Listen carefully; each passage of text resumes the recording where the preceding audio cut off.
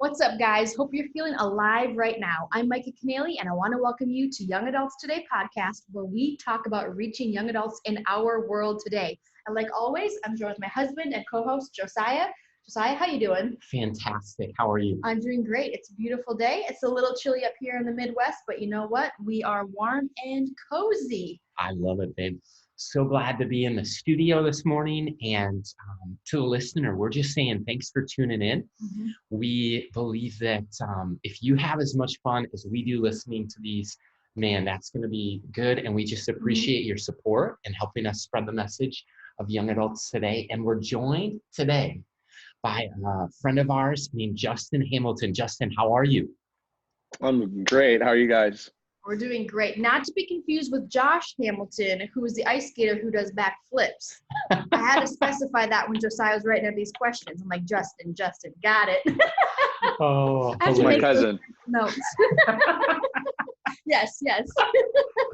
Well, we're going to have some fun today, but just in case you haven't crossed paths with Justin yet, he is a husband, a father, a pastor, and a speaker who's passionate about raising up a generation of leaders all around the world.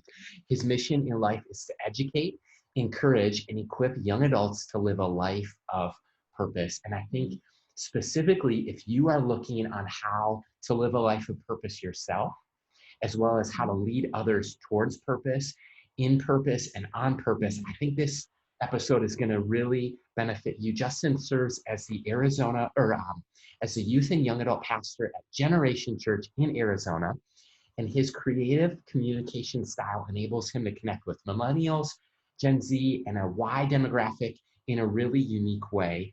And really excited to have you here. So Justin, can you just maybe kick off the episode by sharing some of your story of life, leadership, family, faith, and ministry with us today? For sure. Well, again, thanks for having me, man. I love what you guys are doing, and it's an honor to be a part of this. I feel guilty because it's 70 degrees in Arizona, and I'm using the AC at night. You're using a heater, so I'm sorry. You have sleeves on right now, man. You have a sweatshirt on. I'm like, I'll be running around outside sleeveless. Hey. Yeah, I do it for a I like the sweater weather. I like the idea of winter. I'll say this, we love Arizona. Yep. Some of our favorite people live there, and it's one of our favorite places. So we're glad God stationed you there. So that's good. I got you. No Airbnb, you could stay with me. But so yeah, I was born and raised in Oakland, California, in the Bay Area, over in Northern California. And I was raised in church, essentially. My mom, from a young age, had me at all the Sunday schools, and my grandma was a very God-fearing woman, is a very God-fearing woman to this day.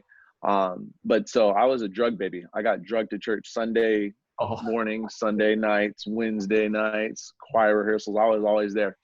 But I will say it started to breed like a familiarity with me. Like it wasn't something I was passionate about or really interested in. It was just something I had to do.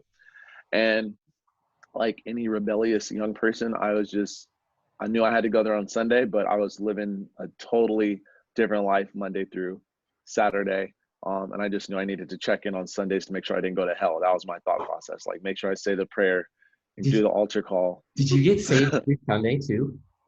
Every Sunday. It's twice sometimes. If it was 2 services back to back, I do it both times just in case. Sunday morning and Sunday night?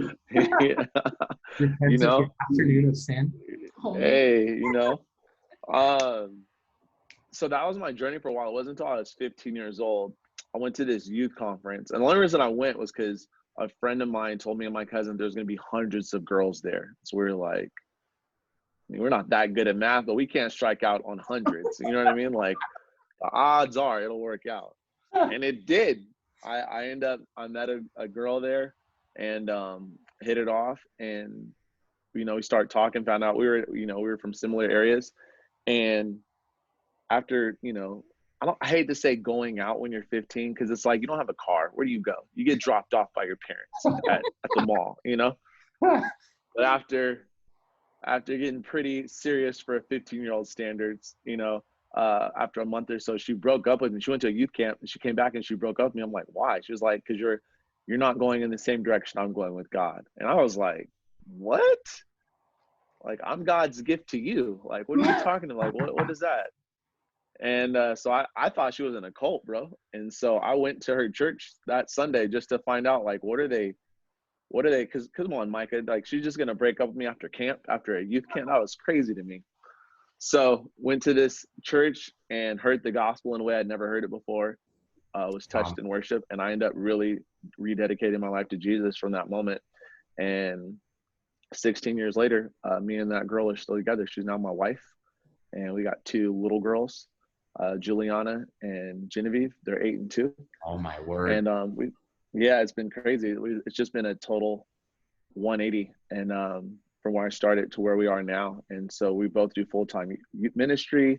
Blessed to be able to do that here at Generation Church. And it's just been crazy what I've been able to learn through the process. And when you said about the leadership journey, I think for me, I've been privileged. We started off just bivocational. I didn't know full-time ministry was a thing. So, I was working in corporate world. She was working in the dental field, and we were just working and volunteering all of our time for our local youth group. So fun. And we loved it. We were fine with that. Yeah. Yeah, man, some of the best times I agree. of my life. Totally. And we were doing that, and the pastor we served under, I still this day I call him Uncle John. Like, it was just a very relational environment. It was awesome. He really discipled me a lot. Wow. And taught me so much. And when we did feel God call us to commit to it full time, we ended up moving out here to Arizona. And it was a different kind of culture, and we learned so much, and it was awesome. But it was cool just to see how the things you learn in each season kind of carry over. And now here at Generation Church, Pastor Ryan and Amy, they're amazing leaders. And it's really cool because they're just the age gap is a little bit closer. I've had like a spiritual father, then my next pastor was older than me, but almost like that big brother look, and now here, someone that I can see is just a couple years ahead of me in age, but just so wise. I'm just learning all I can. That's so smart. Love it. And one of the things that stands out is you're a girl dad. That is so cool. Yeah.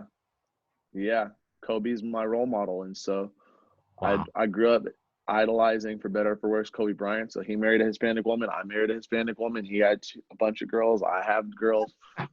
So that's kind of the rhythm for my life. For sure. Oh, for sure. Yeah. I got a boy dog though. Me and my guy. I was gonna ask you had pets. Yeah.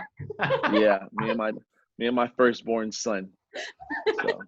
Hilarious. Oh, I love solid. It. Justin, you were obviously passionate about the next generation. No You're doubt. passionate about discipleship and mentoring and having those spiritual fathers and grandfathers and people before you, but Totally. also raising those people up behind you and linking arms in that way.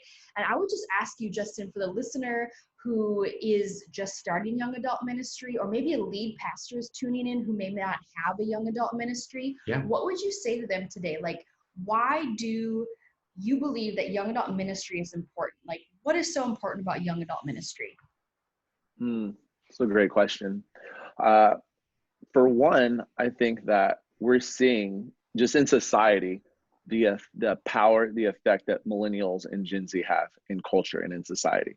The presidential election, for better or for worse, however it doesn't matter, it was swung by the young vote, right? Totally. And so if young people can direct the course of a nation, wow, then I think as a church, we definitely need to be tapping into that in terms of where spiritually, the generation spiritually, like, where are we going? And I think young adults and even youth today are that answer. It's like, where's the church? It's not even, people used to always say, well, the young adults are where the church is going to be in 5-10 years. I would say young adults are where the church is now. Yeah. It's like today. So if you don't have an effective system or an intentional system in reaching young adults, and I would even say, depending on your church structure, depending on the heart of your church, the culture of your church, you don't even have to label it a young adults exclusive ministry as much as the focal point is we're hitting young adults. We're cognizant that even if they're not the vast majority of our givers or tithers, they're the heartbeat of our church, and we need to reach them. And that's what I believe. That's so good. Taking it one step deeper and making it a little more personal for you, would you just tell us about the Generation Young Adults? Yeah. So we're I love our church. Our pastors are in their mid-30s, so they're already really young. So when I first got here 2 years ago, my primary focus was youth ministry, because it was like I really wanted to kind of rework the culture here and change some things, and so that was our primary focus. Um, but now that we kind of got that in a good, healthier space, my pastor we had a talk with me and my wife, and he's like, I have a big vision for the young adults of our church, but also just the cities that we're affecting and planted in. And so he gave me his heart for it. And so the way we're doing it here at our church is, what I've seen go wrong in some churches is that if they're not careful, the young adult ministry can become like a parachurch, right? It can become like the trendy thing where the young adults, they do that, but then they go to a different church on Sundays, right? Like, it's like, oh, I go to this church for the young adults, I go to this church for their worship nights, and then I go to that church on Sundays. And it's not wrong to, it's just like food, right? Like you can have different palates, but where's your legacy going to be? Yeah, And yeah. we really believe in legacy and in establishing and being rooted.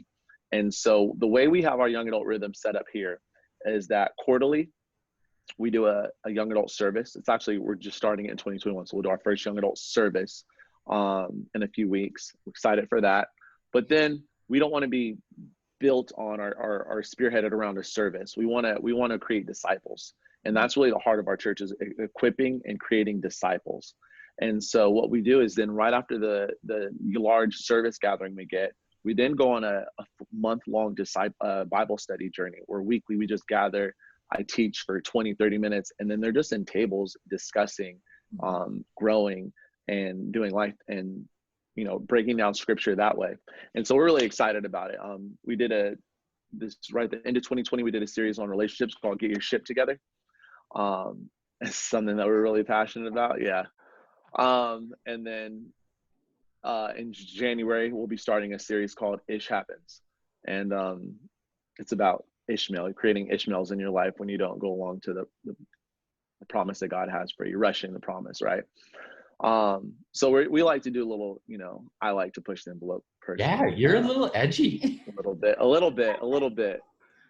I'm saved, I'm not delivered. But but hey, I mean, like, I think that's a good thing. I didn't mean that as a bad thing. I think edgy is like, it's not a wrong thing at all. I think God uses it. cool.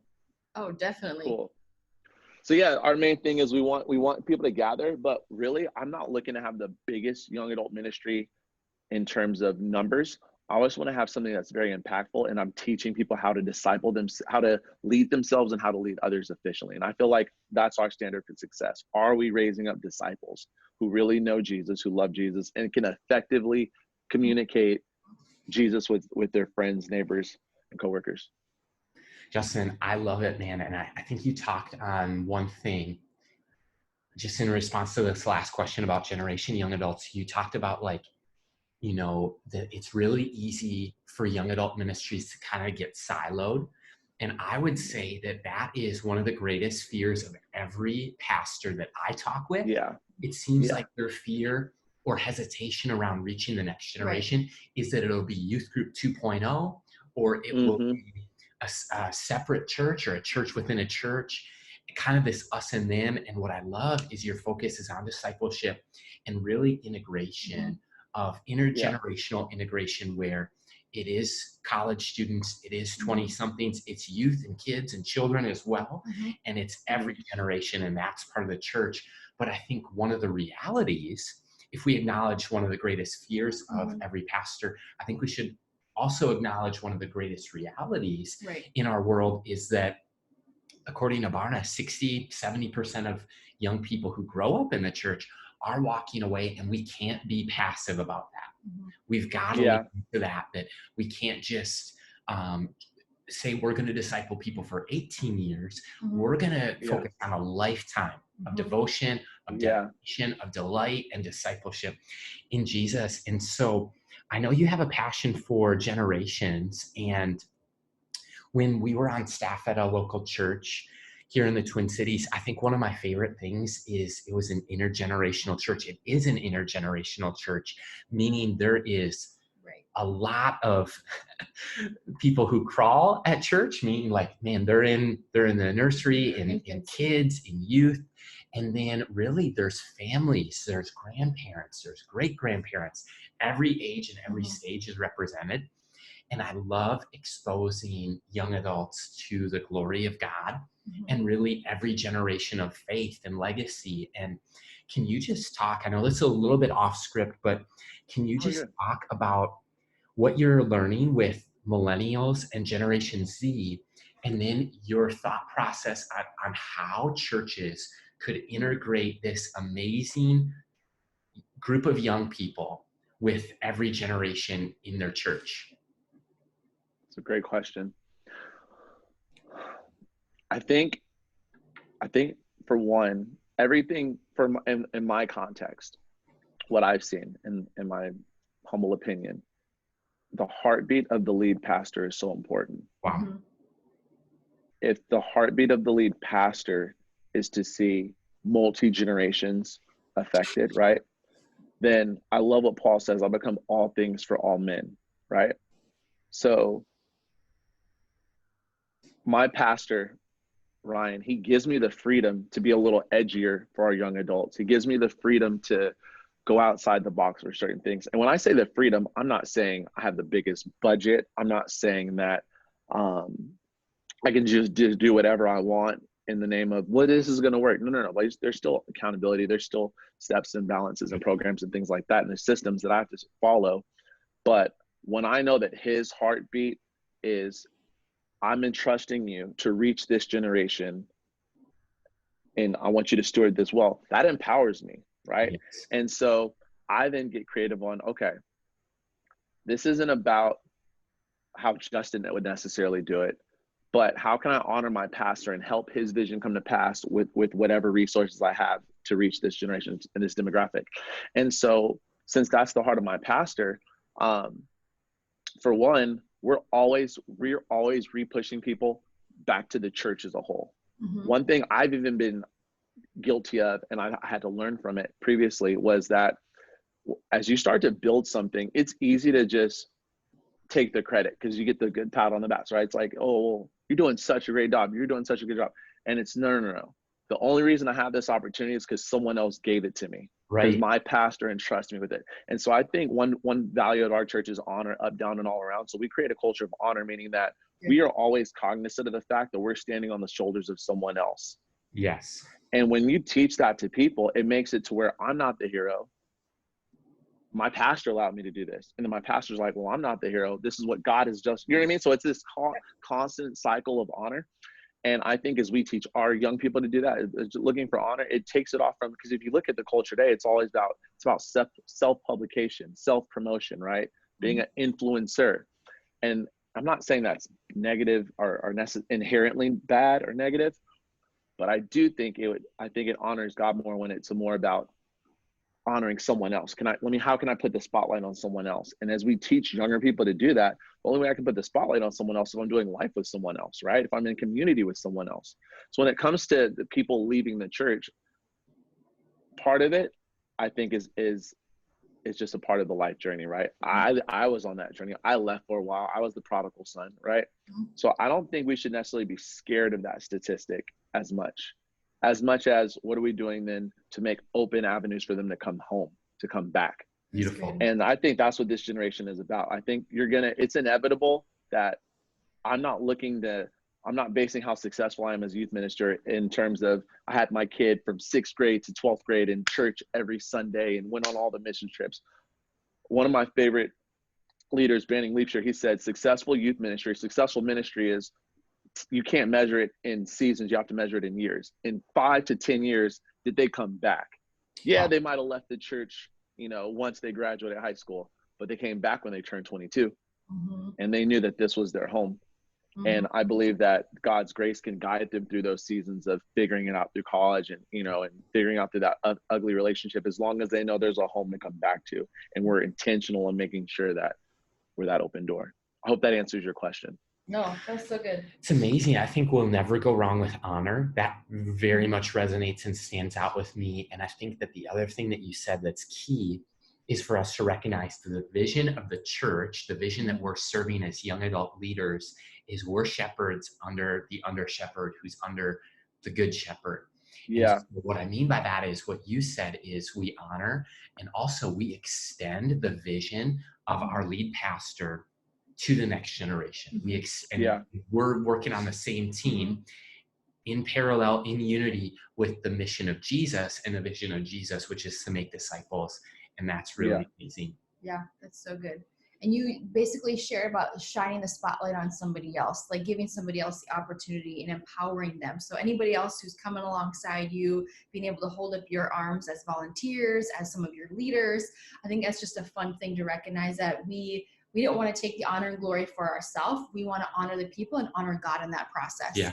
And when we start patting ourselves on the back, oh boy, look out, because I think we've all been there, or you're going to be there at some point, and that pride can creep in, and God's gonna, maybe knock you off your high horse, or a good friend will say, hey there, brother or sister.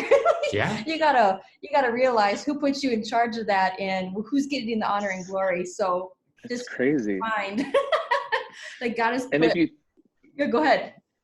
No, I agree, because I just think it's the honest truth is we all have insecurities, we all have prides. And if you think lead pastors, they're worried about giving these young adult pastors these platforms because it's not like just kids ministry or youth ministry. You're taking young adults. What happens if you get to a point where you're like, I don't like how this guy is doing it, I could do it better, we should do it differently? And then I take all the young adults in my ministry, I use the air quotes for mine because it's not yours. Right. It can't be yours. You didn't build it. It was given to you, it was entrusted to you. Right. And so it's a fear that I understand, but going back to what you said, if we have a culture of honor, if we have a culture of, we know that this is not mine, I'm a steward, I'm easily replaceable. In fact, I'm always looking to replace myself. I'm always looking for who's the next young adult that could take this. Who's that Joshua, right? Right. Moses was an amazing leader. Joshua was better. Like Joshua took him to a level that Moses hadn't done. But that was because, I say better, fluidly, but it was like, who are we looking for? Or are we all trying to be that guy or that woman, right? That person? And so honor, it keeps my pride in check, and it allows me to be aware of who is God looking for. Absolutely. And am I in the way of that? That's such a good reminder. Speaking of spotlights, Justin, we did a little research on you and came across something that you were recently participating in. Spotlight meaning you were given the opportunity to be on TEDx Talk, right? Yeah. And you specifically talked about the church has left the building. And you'd be willing just to share the heart behind what that means, what that is with our audience and us today? Yeah. So yeah, it was a privilege. Totally a God thing. Got asked to speak at Arizona State University and do a TEDx for them. And the concept behind it was, we saw the corona apocalypse that started in 2020, but is still happening now, right? Mm-hmm. And the effect it had, and there's so many numbers of how churches started to shut down and all these other things. And my concept was just that this pandemic that we're going through now is not new. It's an opportunity for the church to get back to the heart of God, which is being the hands and the feet of Jesus, right? Going. And so it was really putting a spotlight on not the negative effects that Corona has had, or the COVID-19 crisis has had, but the opportunities it created for churches to reach more people than ever through live stream technology, through food pantries, through being on the front lines, to praying for people, meeting people where they're at, just to do so much. And I feel like 2020 was in some capacities the best thing that ever happened to the church. It forced us to stop relying on, there would always be this thing, you build the building and they will come, right? You just bigger buildings. And it was like, well, but how healthy is your church? Not how large is your building, what's your capacity, but how healthy, how in tune with the heart of God is your church, and how can you fight through? And so it just opened up new avenues of creativity. And that was really what the talk was pointing to, was just between the racial issues that we saw, and the hard conversations that needed to be had, but for so long in church had been kind of put into the back room. Like, yeah, it's an issue, but let's just keep Jesus the main thing. And it's like, Jesus being the main thing means that people that are hurting, people that are broken, people that are disenfranchised because of the color of their skin, that's meeting them where they're at. That's kneeling to where they're at and comforting them. And so I honestly, I'm thankful for all that God did. My heart aches for those who lost their lives, who lost loved ones, but I'm optimistic, and I'm also fully aware of all that God did in this year to bring healing, hope, and restoration. So good. Man, that is huge, Justin. And I think that one of the things that you just touched on was biblical justice. And I think that that's so important, because with biblical literacy, I believe, comes biblical justice. And as I we love that. understand, as we intersect the story that Christ has written through the word, Right. I think we encounter that. I just think of the wise man. Jesus did this teaching of the parable of, there was somebody who built their life on the sand and it sunk when the storm hit. And there was another builder who built their house on the rock. And just, I think that the word is such a rock. Christ is such a cornerstone. And when we understand the word became flesh and understand the narrative of scripture, understand the stories, and then there's the illustration of the parable shows us that we listen to the word, we live the word, we learn the word, and then we live it out. We apply it. The wise man was the one who heard the word and built his house on it.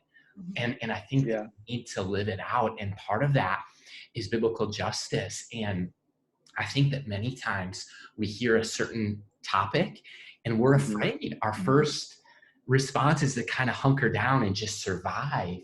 And really, the call of Jesus is one to examine the word, because biblical justice is in the word.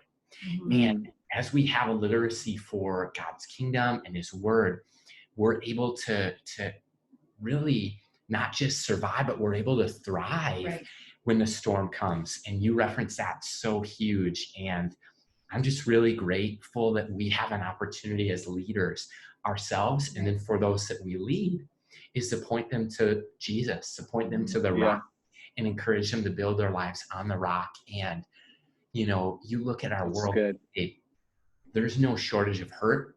There's no shortage of pain, and there's no shortage of topics that leaders view as untouchable. But when we build our lives on the word, whether it's LGBTQ plus, whether it's, you know, racial issues, political issues, man, we don't have to fear. We can actually trust word, take the word at its word, and then live it out and approach it. And I think that's something that this generation is looking for. I 100% agree. 100% agree. So good. So Justin, we also love to just get to know our guests a little bit better. And one of the things that we like to do, we have a random stack of questions, meaning we don't know what's coming, and neither do you.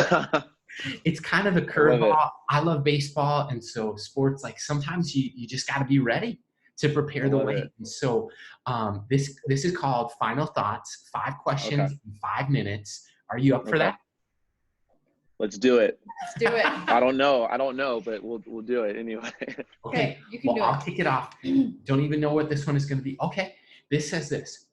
If you could change one decision you made today, what would it be and why? Only one, huh?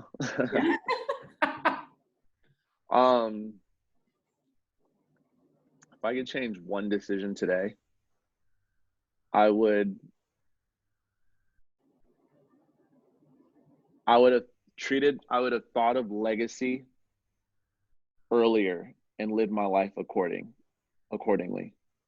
See, I think like for me personally, and I think a lot of young people, we're so focused on the now and so focused on, you know, what makes me feel good now, or what's this going to affect right now. And I think legacy is so much more important. Like how is this going to affect me a year from now, 5 years from now? You know what I mean?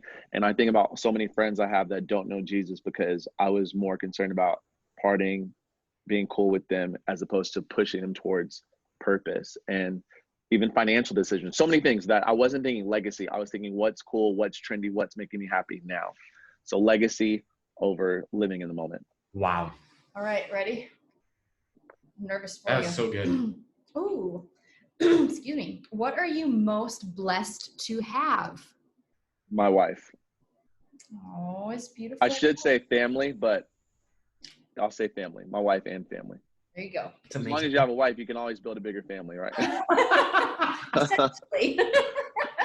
Oh, that's good, man. That's hilarious. Okay, third one is, how about this? Name a person in your life who motivates you to be a better person. So many. So many. I'm gonna say, I can't use my wife again. I already used her. I'm gonna say my pastor, Ryan. He does such a great job of just he's fairly young, but he just lives a life with wisdom in the way he handles things, and so he just inspires me to be better as a leader, as a pastor, with my time. You know what I mean? So many things. So I'll go with my pastor, Pastor Ryan Visconti. All right, so we just threw you 3 curveballs. This is where Okay. you get to throw us one. If you could ask Josiah and myself one question, what would you ask us today? What's been your secret to longevity in ministry, especially in young adult ministry? What's been your secret to longevity? Yeah. One thing that I knew before we were married, I knew that I was called to ministry, and Josiah knew he was called to ministry. We knew that in singleness, not knowing each other. So when we got married, literally on our honeymoon, we were making long-term goals. And the biggest thing, what the theme was, is beginning with the end in mind. So that was personal life, that was ministry. So our longevity in ministry primarily is what, like you said, legacy several times. What legacy do we want to leave behind? And how do we begin right now with the end in mind? What do we want to be known as? Who do we want to be known as? How do we leave people? Do we leave people better than we found them? Do we leave places better than we found them? So I'd say the longevity in ministry, in some sense, I would say is that, in addition to staying connected to the heart of Christ, Yeah. period. Like, it is God first, ministry or mission. What is it? Mission? Master, mission, mate. That's what we talk about. So master is always God first. It's our spouse. Then it's the mission and ministry that God's called us to. So keeping those three in order has kept our hearts in line with him. And those lines, they live together, but they don't necessarily become blurred, if that makes sense. Yeah. Yeah. I think I would echo everything that she said. And as well as I would just say, like, you asked the question, Justin, of like, what has been the secret to longevity in ministry? I think that we haven't arrived. We will never arrive. But at the same time, I think that in a world where longevity in ministry really doesn't exist, my first pastor did finish well. And what I mean by that, I grew up in the same church that the pastor then hired me out of college for my first role in ministry. And he was just years away from retirement at the time. And I watched him in a world where longevity in ministry doesn't really exist. There are a lot of moral failures. There's a lot of people who just maybe give up or surrender or go another direction with life. He finished well, Pastor Jerry Strangquist. And so I got to watch what it meant to be a legacy leader, what it meant to be somebody who had longevity in ministry. And I feel like God's always a call away. And Pastor Jerry right now on earth is also just a call away.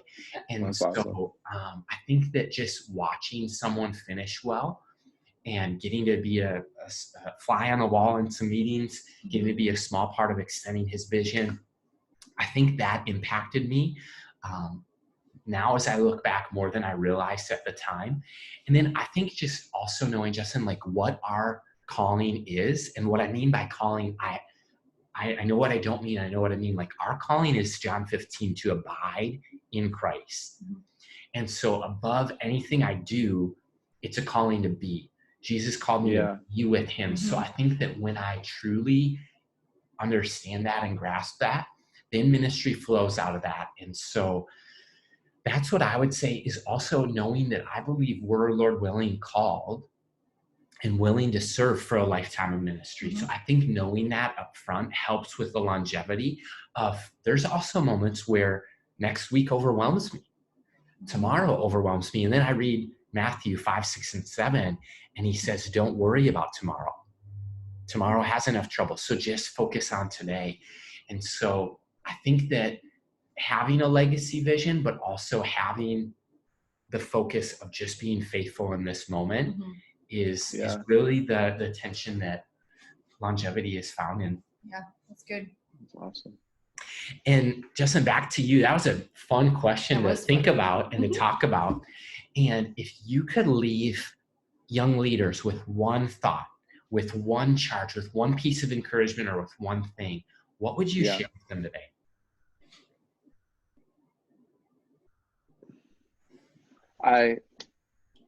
It's a double answer. One, start with Jesus. Start with Jesus. And end with Jesus. Start and end with Jesus. That's good.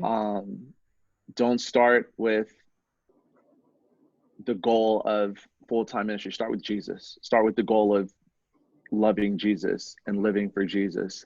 Amen. Because I know some of my healthiest seasons was when I wasn't in full-time ministry. It was when I just served because I loved Jesus. It had nothing to do with this was my career, this is my call. It was just, this is what I just love Jesus. And so since we love Jesus, we'll do this. And then secondly, love and forgive like Jesus. Wow. I think one of the hardest things about ministry is when your experience doesn't match your expectations. And when people hurt you, and when people, who claim to love Jesus lie on you and slander you, or, misinterpret your motives, and all these other things that are happening. Right. But I've just been reading. I've been on a 2 Corinthians 5 kick. I think 2 Corinthians might be the best book in the Bible this month, at least for me. It's just amazing. And he just talks so much about we suffered. But my favorite thing he says is, he said, we expected to die, but as a result, we stopped relying on ourselves and relied on God who raises Good. and from the dead. And that's my life verse right now, is like, stop relying on yourself. Stop relying on social media for validation. Stop relying on invites to certain conference, whatever it, whatever it is, don't rely on that for your worth, for your validity. But start with Jesus and end with Jesus. If your decision making, if your value, if your standard for success is not matching what Jesus standards are, if it has anything to do with how it's going to help you or you feel, or if you're doing it, it has to start and end with Jesus. And the same thing with people. Love them like Jesus, forgive them like Jesus. Because when you suffer more like Christ, you share in his glory. You share in his glory, you share in his sufferings. Amen. What a great. That's it, young leader. Oh my word, Justin, I love that. I was thinking of, while you were talking, some lyrics to a worship song popped into my head because it's been an anthem to my heart, and it's called Worthy of It All. And it said, you are worthy of it all. You are worthy of it all, Jesus, for from you all are things, and to you are all things. You deserve the glory. That Maverick City. Let's go. And that has just been, I think, an anthem from my heart. Is the note that you just left us on is it's all about Jesus. It's in him. It's through him. It's for him. It's from him. And man, when we get that right, we're in a humble place, and we're in a place where he's honored as rich, and we're really minimize support, and we want to exalt him, and we want to minimize ourselves. Like John the Baptist, we're preparing the way. Yep. Like he must increase, we must decrease. And so I love that you left us on that note today. Thank you so much, man. Thanks for having me. Thanks so much I love what you guys are doing for our generation. I'm grateful that I can call you guys, pick your brain for how to grow, how to do this better, how to become more like Jesus. That's right. I don't think Jesus ever had to deal with Minnesota winters, though. I don't think so either. More sand dunes than snow. That's funny. Well, Justin, we just want to again say thank you so much for joining us. You guys can find out more about Justin Hamilton, Generation Young Adults, when you connect with us on our website at youngadults.today. We'll link it in the show notes as well as social media. And until next time, this is Josiah and Micah. That's right. Signing off with Young Adults Today. Thanks so much. Till next time.